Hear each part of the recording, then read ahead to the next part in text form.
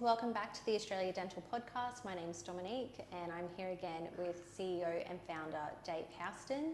Thank you for coming back. Pleasure to Share be more back. of your journey. Yes, no, it's great to just share the insights, whatever insights I can.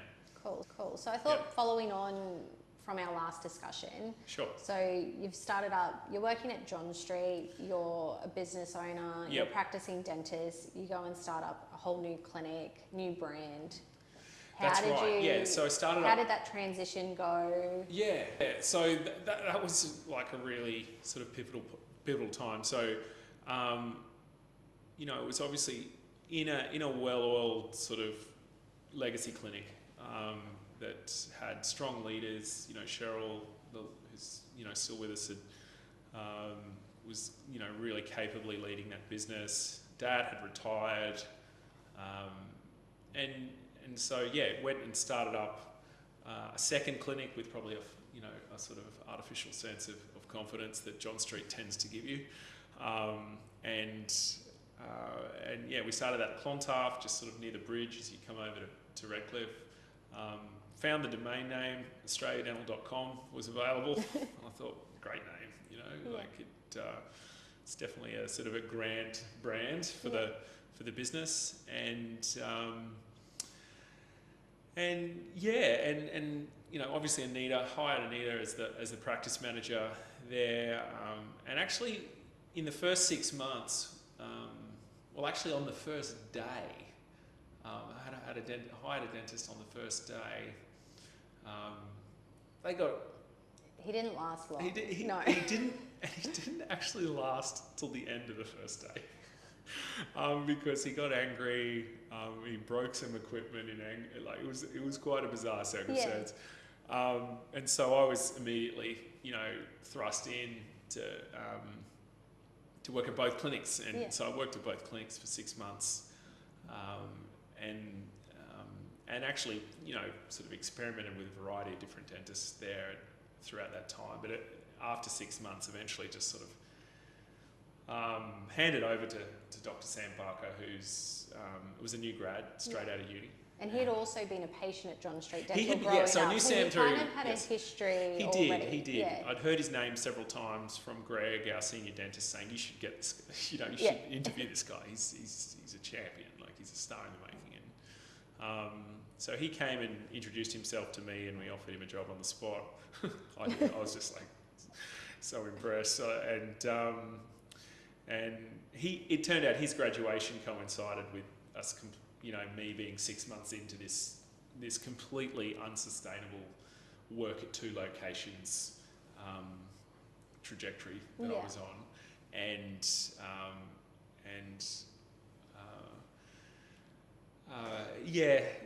I think one of the dentists was going to the beach for a day or so, and so I wasn't going to be there. So I was like, okay, and so he ended up not working out. So I was like, okay.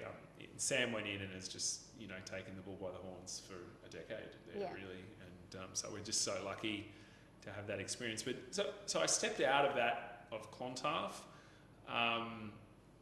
unsure of how it would go, whether it would be able to repay the debt that money we'd borrowed to set it up, because we were so lucky to attract such a uniquely high-performing team right off the bat. It actually could sort of sustain itself, we were lucky as well, in terms of there was sort of a fair bit of government funding around, so there were many. There was a lot of. It's kind of like everything aligned to give it the best possible start. A classic example of good luck over good management. So we, and that was really important, and so ended up stepping back from there. As sort of several of my friends were going overseas for a year and having a sort of a grand adventure, and obviously I was deeply committed to the business. So worked at John Street for another 12 months, and then thought I'll step back from John Street for a year and just see if I can make these fundamental changes that I felt were deeply necessary to make. Yeah. We were still on paper. Yeah. Like my dad had hung on to, sort of his sort of older technologies in terms of, so we just needed to upgrade everything, buy new chairs, and I did that, and that became an issue with Dad in that sort of changeover period, but ultimately just pushed ahead, did it anyway, and the business really grew in that 12-month period where I just all of a sudden had a lot of bandwidth to focus on what was my true passion, and I was going to say, is that where your passion for business more so started to grow over dentistry? Yeah, absolutely. And there were definitely elements of dentistry that looking at it now from like such a distance, I can see that you zoom, like it's really efficient in life to just zoom in on the thing that is productive but doesn't feel like work. It doesn't feel like work. Yeah. And I've met so many dentists on the journey that is the case for example, their surgery. They're passionate about surgery, and so as an organisation, we say, how can we facilitate that? Yeah. You to do more of that, spend more of your day doing that, because it's. So for me, it's like all the human elements of getting the teams to cooperate, to work efficiently, to just have elegant sort of systemization throughout the business. Like I was just inhaling textbooks on this stuff. Yeah. Whereas, the clinical dentistry that I'd obviously spent 5 years learning at uni, I would struggle. Like I would struggle to inhale that information. I knew I needed it. Yeah. But it became a chore, I guess. Look, chore is too strong a word. Like there was a friction in consuming it that there wasn't in consuming, say, a brand strategy textbook or or a marketing, So, and I felt like the other thing I liked about just being effectively a full-time general manager was the cadence of I'd read a book on over the weekend. We'd implement it on Monday. We'd discuss it on Wednesday, and we'd be measuring it on Friday. So that sort of speed.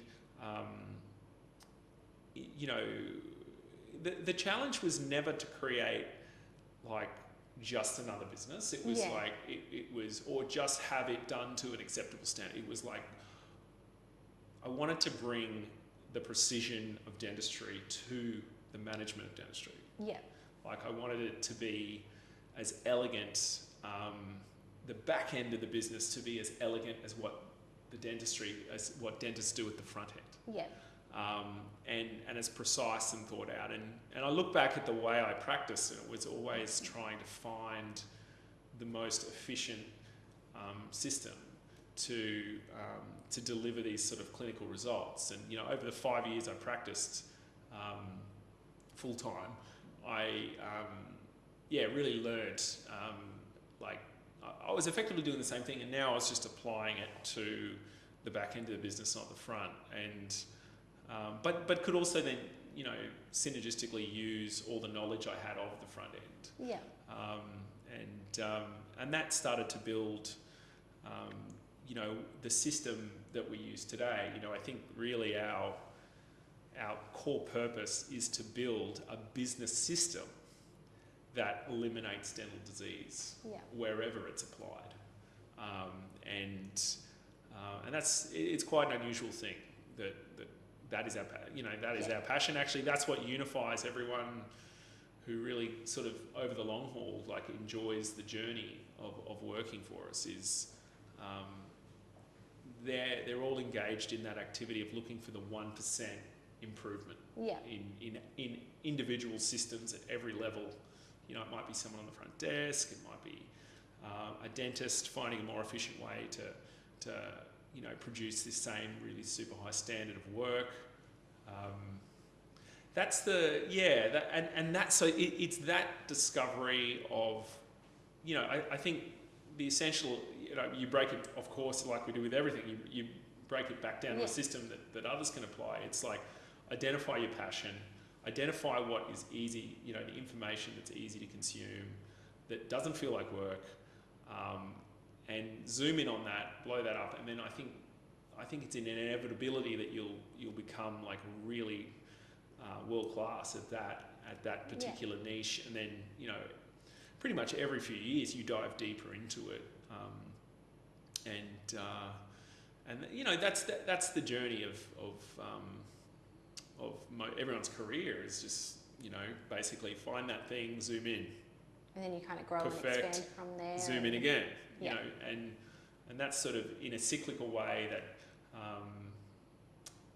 that's what we're almost trying to emulate for everyone across the business now is but rather than leave it to them to discover themselves, we're trying to sort of facilitate that for everyone. It's saying, what is your passion? Okay, you're passionate about, you're a graduate dentist over the 2 years, built those base skills, but what are you passionate about now? Oh, you're passionate about ortho. Okay, let's offer you a facilitated teaching program around that, in-house here at our HQ. Okay, great. And then now you've got those skills. What are you passionate about? Oh, you're passionate about, being in business for yourself. Well, we definitely, know a thing or two about that. So let's teach that in-house. So actually, we're actually teaching dentists and preparing them to go out and own their own business under their own name. So, which is sort of a very unique offering. But yeah, that's, and it all started in having that moment for me, in that moment of courage to go, I really want to pursue, relatively early in my dental career. I could have done it 10 years later. Yeah. But because but I just took a bet. I took a gamble that I could make this work. And it definitely has, we've definitely grown into, we've got 5 locations, 60 or 70 people, and we offer 20,000 points a year. So it's really been the best decision of my life, but it's not a decision that everyone should emulate the system and not the actual action. Is the most important thing. Is because if you're passionate about, we've got an absolute stable of champions of dentists that are passionate about clinical dentistry, and that is the vector that they're pursuing, and it's lovely to be able to support them on that, and in the same way that just by them being their true selves, it's supporting the HQ team to be able to do what they're passionate about. So so that's it was a milestone, that moment. It was a like a turning point. It was a definite turning point. Yeah. To when I just said, I'm gonna follow my heart on this. So. Yeah. Awesome. Well, thank you for sharing that. My pleasure. It'll be good to hear more about your plans to facilitate and support people in finding their passion as well. Yes. And diving more deeply into that. I think that'll be really good. So thank you. My pleasure. Anytime. Thanks, Tom.